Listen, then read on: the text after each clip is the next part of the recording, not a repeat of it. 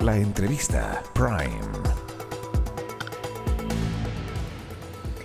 ¿Qué tal? ¿Cómo están? Bienvenidos a la entrevista Prime de este día miércoles, en una semana en la que hemos estado muy pendientes de lo que está ocurriendo en el Congreso. Han sido días bastante intensos y de eso sabe el ministro secretario general de la Presidencia, Álvaro Elizalde, que nos acompaña hoy. Ministro, muchísimas gracias por estar acá. Buenas noches, Andrea, ¿cómo está usted? Muy bien, gracias. Queriendo conversar varios temas, pero hay que partir con lo que ha ocurrido en las últimas horas, que tiene que ver con la situación de la Cámara de Diputados. Tiene aparte en estos momentos de la oposición, me refiero específicamente al Partido Republicano y Social Cristiano, apoyando una censura a la nueva mesa de la corporación a menos de 24 horas de una elección que fue bien reñida. El diputado del PDG, Gaspar Rivas, dijo que usted le ofreció directamente la vicepresidencia, luego cambió la versión para aclarar todos los puntos y dijo que no había habido un ofrecimiento como tal. ¿Qué pasó, ministro? ¿Usted conversó con Gaspar Rivas directamente que pueda haber generado esta interpretación o directamente se lo pregunto si usted en algún momento le ofreció la vicepresidencia de la mesa, como él dice? Bueno, como el dijo. Diputado Rivas efectivamente en una entrevista señaló lo que usted plantea, pero acto seguido realizó una rectificación o aclaración, precisando que no había hablado conmigo. Originalmente había señalado que se le había ofrecido ser vicepresidente de la Cámara el fin de semana pasado y posteriormente aclaró que no había hablado conmigo. Así que yo me quedo con su rectificación porque efectivamente no hablamos ese fin de semana y por tanto quien en rigor hace las propuestas para arribar a acuerdos en la conformación de las mesas son las bancadas. El gobierno cumple un rol de facilitador del diálogo, pero no puede reemplazar la voluntad de las bancadas. Claro, es que ahí está el cuestionamiento que se le está haciendo a usted desde la oposición, de quienes plantean que ha habido algún tipo de injerencia o intervencionismo del Ejecutivo en las decisiones que tiene que tomar el Legislativo a través de sus bancadas. Entonces, por eso yo le pregunto, porque lo que dijo Gaspar Rivas en su rectificación es que en ningún caso, y esto lo pongo entre comillas, en ningún caso ha habido un ofrecimiento de parte del ministro Elizalde. Pero ¿hubo algún mensaje, alguna conversación, algún llamado, algo que él hubiese interpretado como ese ofrecimiento? Mire, yo no soy exégeta ni intérprete de lo que dicen los 155 diputados y diputadas. Me quedo con su aclaración que corresponde a los hechos. No hablamos ese fin de semana.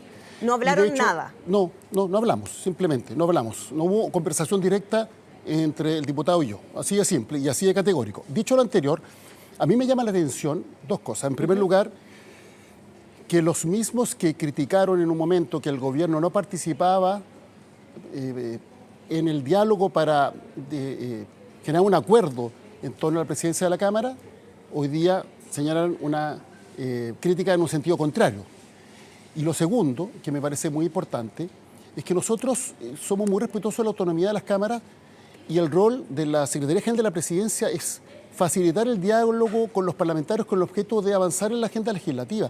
De hecho, el único ministerio que tiene oficinas en ambas cámaras del Congreso Nacional es la Secretaría General de la Presidencia, que es el ministerio que tiene a su cargo la relación con las instituciones, entre ellas el Congreso Nacional, y en el marco constitucional actual, el presidente de la República, el Ejecutivo, es un órgano colegislador y por tanto participamos del trámite legislativo a través de los distintos ministerios, pero quien realiza esa coordinación es precisamente la cartera que encabezo. Así O sea, usted dice solo actuó como facilitador del diálogo que se estaba generando al interior de la Cámara. ¿Tampoco habló la subsecretaria Lobos con el diputado Rivas? El diputado Rivas, en su aclaración, señala que se contactó con la subsecretaria, él hizo referencia si la propuesta de las bancadas oficialistas de que el partido de la gente pudiera ocupar una vicepresidencia se mantenía vigente y ella se limitó a decir que, según lo que tenía entendido, así era, pero que finalmente esta era una decisión que estaba radicada en las bancadas. Y lo segundo, porque creo que finalmente aquí se está buscando una excusa respecto de algo distinto, porque a 24 horas de elegida la mesa de la Cámara de Diputados se presenta una censura. ¿Cuál es el fundamento? Yo creo que finalmente esto es una excusa. Hay quienes simplemente creen en la lógica de la exclusión y buscan cualquier excusa. Los sectores que están presentando esta censura. Y eso me parece muy grave y le quiero plantear lo siguiente. En una democracia se debe expresar la diversidad. Todas las fuerzas políticas que tienen representación parlamentaria y que tienen expresión en la sociedad chilena merecen el mismo respeto. Y así como en el pasado se ha elegido para presidir las cámaras del Congreso Nacional a fuerzas que en su momento fueron la base de sustentación de la dictadura, porque quienes encabezaron las cámaras, o la encabezan, fueron elegidos democráticamente por la ciudadanía, y después un órgano democrático los eligió y por tanto tienen plena legitimidad, a mí me llama la atención que cuando se elige a un partido de izquierda, y en particular al Partido Comunista, se aplique un criterio distinto, que tiene que ver con una lógica de exclusión que me parece que no es propia de la lógica democrática. ¿Anticomunismo? Llámelo como usted quiera, pero Chile tiene una larga historia al respecto. La ley maldita en el gobierno de González Videla, para qué decir la persecución de los partidos de izquierda durante la dictadura, que no fue una persecución de las ideas, fue una persecución que pretendía el exterminio físico de los militantes de los partidos de izquierda. Y ahora entonces se plantea este cuestionamiento a que un determinado partido político que tiene existencia en la sociedad chilena, que tiene bancada parlamentaria, pueda presidir la Cámara. Y eso me parece que no es propio de una sociedad que debe reconocer en la diversidad democrática uno de sus principales valores. ¿Y cómo ve entonces el escenario a partir de este episodio? Vamos a ver si es que prospera, y eso le quiero preguntar, ¿no? Si usted cree que pueda prosperar esta censura que se ha presentado en su contra, o en contra, perdón, de la mesa a propósito de esta situación. ¿Están o no están los votos? ¿Qué puede pasar ahí? Pero además, ¿qué puede pasar más a largo plazo respecto a esta postura que usted dice son excusas para tratar de marginar al Partido Comunista de la actividad política al interior de la Cámara? Yo espero que prime un sentido de responsabilidad, porque finalmente cuando se está en una permanente disputa y una pelea adjetiva, chica, y el Congreso se distrae de su principal labor, que es legislar y que es legislar bien, se termina generando un daño a la imagen y al prestigio de las instituciones. Así que yo espero que finalmente prime una lógica de responsabilidad. Porque, insisto, finalmente toda fuerza política con representación parlamentaria que representa también, valga la redundancia, una sensibilidad en la sociedad chilena, tiene el legítimo derecho de presidir una Cámara. Y cualquiera sea el signo político, yo no creo en la exclusión ni de unos ni de otros. Los que somos demócratas creemos que finalmente se debe siempre respetar las mayorías, la voluntad de los órganos colegiados, como en este caso es la Cámara de Diputados. Sin ir más lejos, soy de los que ha sido explícito, por ejemplo, en valorar lo que fue la presidencia de Juan Antonio Coloma como presidente del Senado. Con Juan Antonio tenemos diferencia. Ambos fuimos senadores, representamos la misma región, pero fue una persona que condujo el Senado de manera ecuánime y que contribuyó a generar acuerdos tan importantes como la agenda de seguridad con la ministra Toá y con quien era presidente de la Cámara de aquel entonces, Vlado Milosevic. Entonces la pregunta es, ¿por qué se va a aplicar un criterio respecto a determinadas fuerzas políticas y algo distinto respecto de otras? El Partido Republicano, sin ir más lejos, presidió el Consejo Constitucional. Estuvo en rigor a cargo del proceso constituyente, que terminó con el segundo rechazo del texto propuesto. Entonces, mi punto es, si queremos fortalecer nuestra democracia, no podemos aceptar la lógica de la exclusión. Todos los actores democráticos, todos los actores políticos que tienen representación parlamentaria merecen el mismo respeto. ¿Y esto lo ha conversado en las últimas horas con representantes de Chile Vamos, por ejemplo, para saber cuál es la posición frente a esta censura que están impulsando desde el Partido Republicano? Bueno, yo dialogo todos los días con todos los parlamentarios de todas las fuerzas políticas. Claro, pero en particular respecto a este episodio. Pero sobre este punto en particular me quedo con las declaraciones que han señalado por los medios de comunicación, donde obviamente se plantea que una censura a 24 horas de haber sido elegida una mesa no es el camino más serio y responsable respecto de cómo deben trabajar y funcionar las instituciones, y particularmente el Congreso Nacional. ¿Pero usted lo ha conversado directamente con algún representante de Chile Vamos en estas horas? Me quedo con lo que han sido sus declaraciones públicas. ¿Eso qué significa? ¿Sí o no? ¿Lo ha conversado o no? Converso con todos, pero lo que me digan, bueno, son ellos los llamados a dar a conocer su punto de vista en público, y en eso yo soy siempre muy respetuoso. Hay quienes ven en este episodio, pero también en varios que han ocurrido en el último tiempo en el Congreso, una muestra de la degradación de la actividad política, o que directamente tiene que ver con algo que nuevamente surge como una discusión, que es la necesidad de una reforma al sistema político electoral. ¿Usted cree lo mismo? Bueno, creo que efectivamente este tipo de prácticas no contribuyen a lo que el país necesita, porque ¿qué tiene que hacer el Congreso? Abocarse a legislar, y a legislar bien. Sacar leyes adelante que mejoren la calidad de vida de los chilenos y que nos permitan construir un mejor país. Y por tanto, cuando nos llenamos de acusaciones constitucionales, de censuras a la mesa, finalmente los parlamentarios se distraen en peleas inconducentes que no contribuyen a lo que se necesita.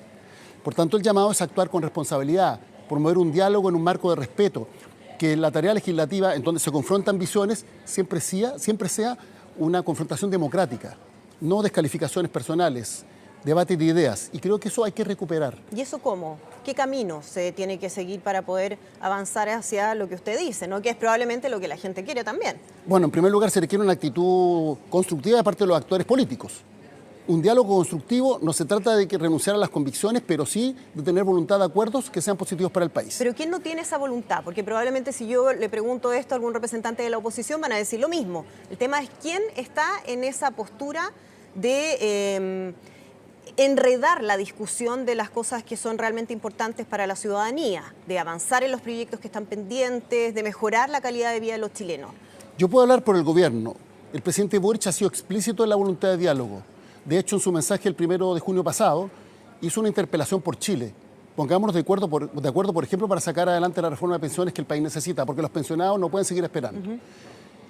Pero hay, bueno, a quienes insisten en esta censura, acusaciones constitucionales, que creo que no es lo que efectivamente requiere el país. Lo segundo, y creo que es muy importante, es que tenemos un sistema político muy atomizado. Tenemos 21 fuerzas políticas con representación parlamentaria, cuesta mucho construir mayoría. Pese a eso, por la voluntad de diálogo que hemos tenido en el gobierno, tenemos récord de leyes aprobadas, pero ha sido un esfuerzo titánico. Ha sido un esfuerzo de horas y horas destinado al diálogo para poder generar acuerdos que nos permitan aprobar, por ejemplo, la reducción de la jornada laboral a 40 horas, el aumento del salario mínimo a 500.000 pesos, el royalty minero, y podría citar otros ejemplos.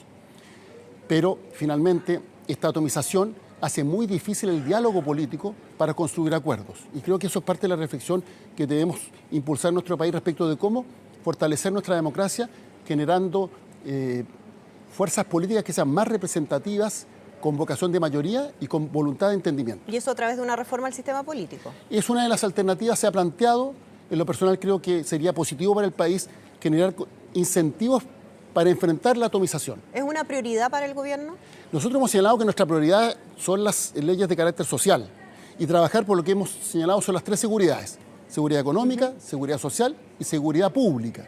Pero dicho lo anterior, bienvenido sea que se pueda avanzar en la generación de incentivos para enfrentar la atomización. ¿Pero no debiera ser una prioridad también, ministro, por las mismas razones que usted está explicando, que en el fondo el actual sistema político que tenemos va trancando la pelota, digámoslo en buen chileno, ¿no?, respecto a los temas que son importantes y urgentes?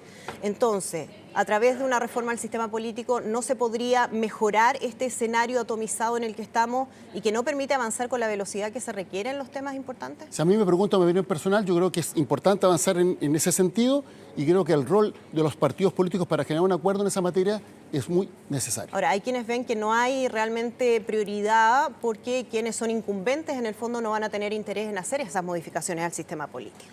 Pero bueno, siempre he creído que finalmente cuando se legisla hay que pensar en el Chile y no en el interés propio. Y por tanto se tiene que promover legislaciones que sean positivas para el país. Y lo segundo es promover un cambio... Eso es en teoría, y probablemente muchos van a decir lo mismo. Bueno, cada uno se hace cargo de su propia conducta. Bueno, en la práctica, ¿usted cree que eso es así? ¿Que efectivamente están todos preocupados de aquello? ¿O al revés, no? No hay quienes pueden estar mirando cómo esto pueda terminar afectando su propia participación política. Bueno, precisamente el problema de la atomización es que tienden a primar los proyectos personales, muchas veces por sobre las visiones de país. Y aquí lo que tenemos que recuperar es un debate político que ponga en el centro las visiones, los proyectos de país, que finalmente haya confrontación de ideas, insisto, sin descalificaciones personales y voluntad de acuerdos que sean positivos para Chile. Pero usted no puede asegurar que vaya a haber efectivamente una reforma al sistema político durante los 2 años que quedan de este gobierno. Todas las reformas van a depender finalmente del Congreso Nacional. Y de la prioridad que el gobierno también les ponga. Le insisto, creo que sería positivo avanzar en esa materia. Así que, bueno, finalmente seguiremos abocados a las reformas sociales, pero quién sabe, en su momento podrá eventualmente abordarse esos temas. ¿Qué pasa con otros temas que van más allá de cualquier reforma al sistema político? Con la disciplina partidaria, hasta con la ética en el comportamiento de los parlamentarios. ¿Qué se hace con eso? Bueno, efectivamente, creo que es necesario que las votaciones tengan que ver con las ideas, que finalmente cuando se vota por un parlamentario, la votación no tenga que ver con aspectos adjetivos, sino que sustantivos. Finalmente, la ciudadanía apoya a las distintas fuerzas políticas de los distintos candidatos respecto a las ideas que plantean, cuáles son sus proyectos. Si me gustan sus proyectos, voto por ellos. Si no me gustan, voto por la alternativa.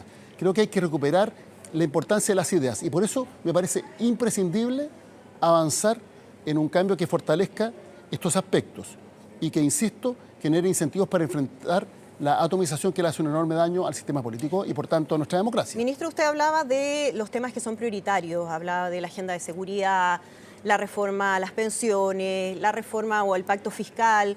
¿En qué está usted como ministro poniendo la urgencia y la prioridad en su trabajo? Se lo pregunto porque en el caso de pensiones vemos muy activa a la ministra Jara, en el caso del pacto fiscal vemos al ministro Marcel. ¿Usted en estos momentos en qué está poniendo el esfuerzo de su ministerio para que eso avance? A ver, nuestro ministerio, el Ministerio de Secretaría General de la Presidencia, lleva la coordinación legislativa de todas las iniciativas de gobierno y de todos los proyectos que se tramitan, que también sean mociones parlamentarias. Por tanto, estamos observando los distintos debates legislativos en todas las comisiones y acompañamos a los ministerios sectoriales respectivos.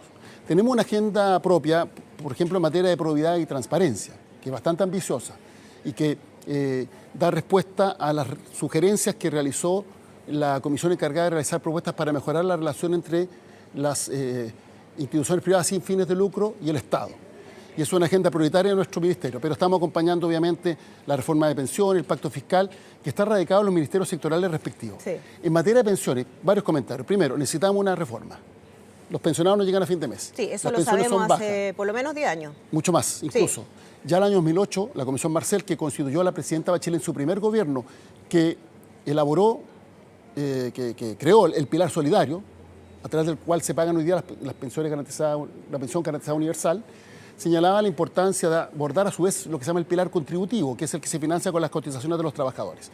La presidenta Bachelet en su segundo gobierno presentó un proyecto, no prosperó, el presidente Piñera presentó un proyecto, no prosperó, el presidente Boric ha presentado un proyecto, tenemos que destrabar este proyecto para avanzar. Ahora, hay avances, en esto quiero destacar que a través del diálogo existe principio de acuerdo respecto de el régimen de inversiones para mejorar la rentabilidad. Existe también principio de acuerdo, diría yo, respecto de hacerse cargo de lo que se conoce generalmente como lagunas previsionales, que en rigor el sistema actual se llamaría de una manera distinta, que es la densidad de las cotizaciones, cómo generar mayor densidad de cotizaciones y hacerse cargo, por tanto, de las cotizaciones previsionales en el marco de una persona que está sin trabajo, y eso está asociado al seguro de desempleo. Existe también principio de acuerdo respecto a la necesidad de facilitar la cotización de los trabajadores independientes.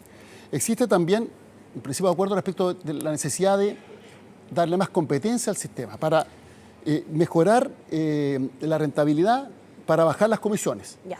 Y lo más importante, nosotros estamos concentrados en que la reforma tenga como eje central a los trabajadores y trabajadoras, a los pensionados y pensionadas, no a las AFP, sino que a las personas, sí, porque finalmente es eso lo que le da sentido a una política pública. Ministro, usted me menciona ahí todos Sí. los puntos donde se ha avanzado, pero hay uno que es fundamental que tiene que ver con el destino del 6% cotización adicional. Y sobre eso, ¿Qué pasa con eso? Porque pareciera que aquí no hay posibilidad de destrabar ese nudo cuando vemos a la oposición muy planteada en una idea y al oficialismo en otra. bueno, es que aquí hay un punto que me parece que es básico. Si nosotros queremos efectivamente hacernos cargo del problema del sistema de AFP, el aumento del monto de las pensiones es fundamental. Y la diferencia que se ha trabado, que nosotros creemos que es necesario mejorar las pensiones ahora y no tener que esperar 3 o 4 décadas para que mejoren de manera significativa. Y por tanto, el pilar contributivo, que se financia a través de, en este caso, la cotización de los trabajadores y a la cual se adicionaría o se sumaría la cotización de los empleadores, tiene que tener elementos de solidaridad que permita mejorar las pensiones ahora. Porque el drama los pensionados lo viven ahora. Sí. El drama lo viven los que se van a pensionar mañana también, que hoy día están trabajando. Y desde la oposición dicen, ok, aumentemos la PGU. Sí, pero por otro lado hay cuestionamiento al pacto fiscal. Y si usted quiere comprometer gasto permanente del Estado, tiene que tener un ingreso permanente. Ya, y en esa discusión hemos estado durante los últimos meses. ¿Quién cede, ministro? Yo ¿Cómo creo- vamos a lograr efectivamente avanzar en esta reforma cuando, le insisto, están las dos posiciones ahí muy firmes respecto a lo que quieren para este proyecto? Yo creo que hay que invertir el debate, porque a veces se plantean como líneas rojas por los distintos sectores, lo que es secundario. ¿Qué es lo principal? Es arribar a una fórmula técnica que permita elevar el monto de las pensiones ahora, por un lado, y que respecto a la PGU permita garantizar ingresos permanentes para un gasto permanente, porque la responsabilidad fiscal es fundamental. Los países que no lo han tenido han pagado las consecuencias, y aquí en la región En América Latina hay muchos malos ejemplos, desafortunadamente. O sea, no hay reforma de pensiones sin pacto fiscal. Necesitamos generar un aumento en la recaudación fiscal que permita financiar un mayor gasto fiscal, obviamente. Ministro, hablemos de los otros temas que también son muy El relevantes. pacto fiscal Sí. también tiene elementos de crecimiento económico, inversión, empleo, toda la legislación que estamos modernizando en materia de permisos sectoriales para que los emprendedores no tengan tantas limitaciones que a veces dificultan o retrasan que puedan iniciar su emprendimiento, sin bajar los estándares regulatorios, pero haciendo más expedito lo que son las respuestas de los órganos públicos para otorgar las autorizaciones correspondientes. Eso nos parece que es fundamental.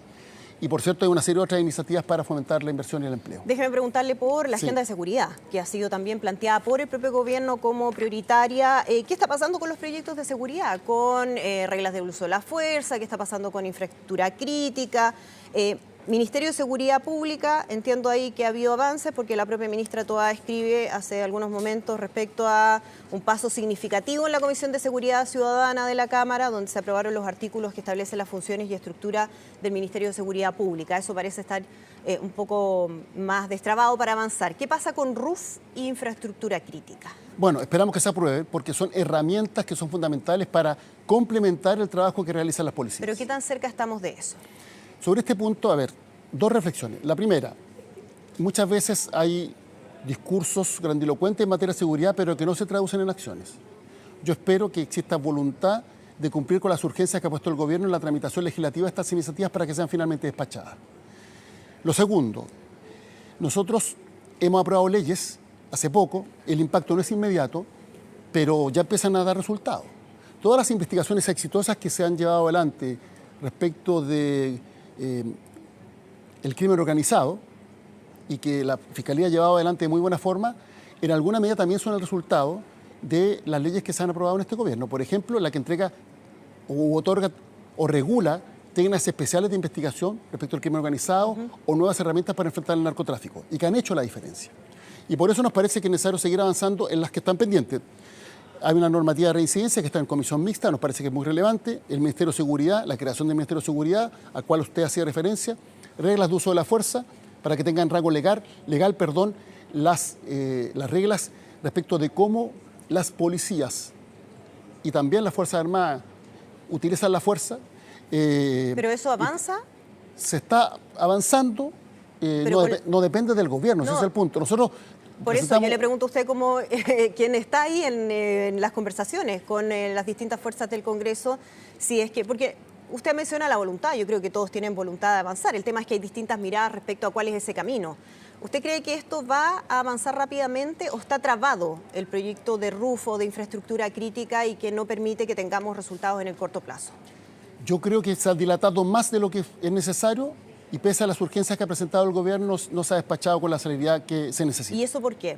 ¿Qué es lo que exactamente está dilatando esa discusión?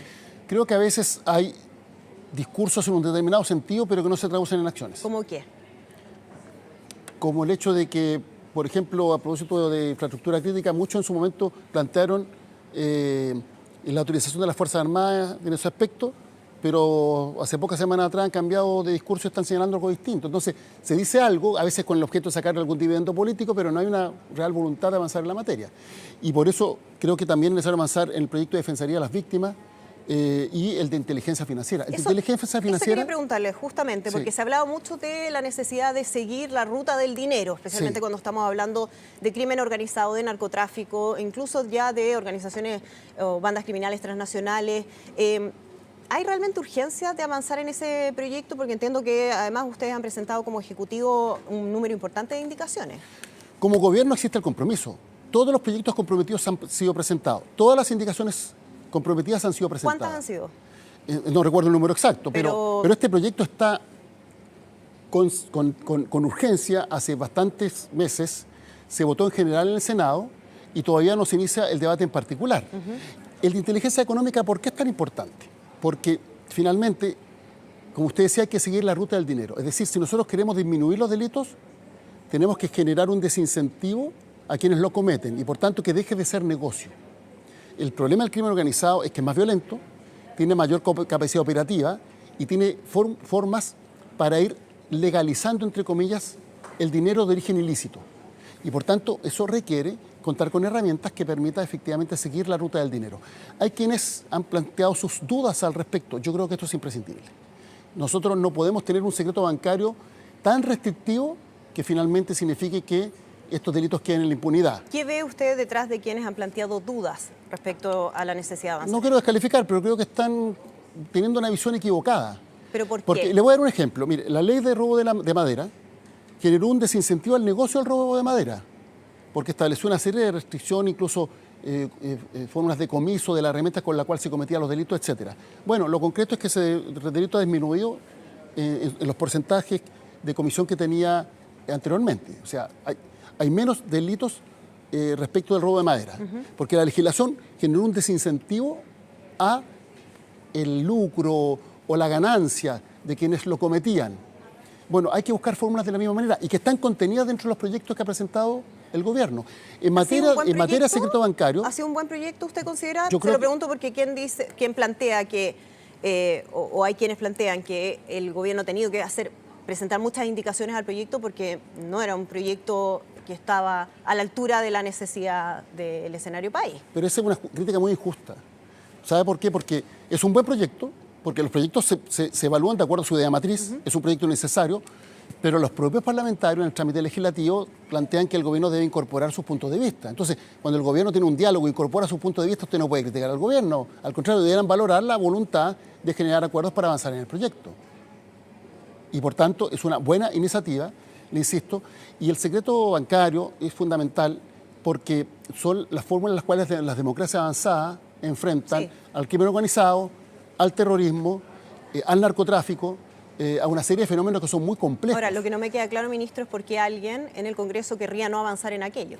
Porque hay quienes consideran que, tal como hoy está establecido el secreto bancario, no debería ser tocado. Hay una contradicción, porque cuando se trata de allanar la casa de una persona, ahí no quieren que haya ninguna restricción. Si es un pobre que cometió un delito, que entre la policía de manera inmediata. Pero cuando se trata de seguir el dinero, la ruta del dinero, ya no un pobre, no una persona pobre, sino una persona que tiene recursos, entonces establecen todo tipo de restricciones. ¿Qué decimos nosotros? Siempre hay que respetar los derechos y la dignidad de las personas. Pero habiendo requisitos que establezca la propia ley para eventualmente tener técnicas intrusivas de investigación para acreditar la existencia de delito, lo que corresponde es que esas técnicas intrusivas de investigación se utilicen. Insisto, siempre respetando los derechos de las personas. Ministro, muy breve porque ya se nos acabó el tiempo, pero quiero preguntarle qué pasa con el proyecto de elecciones para octubre en 2 días. Sí, lo presentamos, inició su tramitación, esperamos que se apruebe por una razón muy simple. ¿Están los votos? Esperamos que sí, porque en caso contrario se podría producir un problema grave el día de la elección. Tenemos voto obligatorio, votan muchas más personas y en esta oportunidad 4 cédulas. 4 votos, 4 papeletas. Pero por ahora todavía no sabe si y los están tiempos de respuesta son, los tiempos de votación van a ser más extensos. Se proyecta por parte del organismo técnico autónomo, que es el Servicio Electoral, que la votación tendría que prolongarse hasta más allá de las 11 de la noche. Algo muy relevante, la propuesta la hizo un organismo técnico que es autónomo, las elecciones las organiza el CERVEL, no el gobierno obviamente colabora y contribuye conforme a su rol. Quien califica las elecciones es el Tribunal Calificador de Elecciones, un órgano también autónomo, de carácter jurisdiccional, y quien cuida los locales de votación y los votos son las Fuerzas Armadas. Entonces, toda esta sospecha que se ha generado respecto al sistema me parece a mí fundado porque nos da cuenta de la historia y trayectoria que tiene Chile en materia electoral, y nos da cuenta tampoco de que esto ya se hizo en el contexto de la pandemia y fue exitoso. Ministro Álvaro Elizalde, muchísimas gracias por conversar con nosotros. Gracias a usted, Andrea. Muy bien. Un muy buen resto de jornada y una muy buena semana. Muchas gracias. Nosotros nos despedimos ya de esta entrevista Prime. Los dejamos invitados a continuar informándose a través de nuestro canal Mega Noticias ahora y todas nuestras plataformas. Que estén muy bien.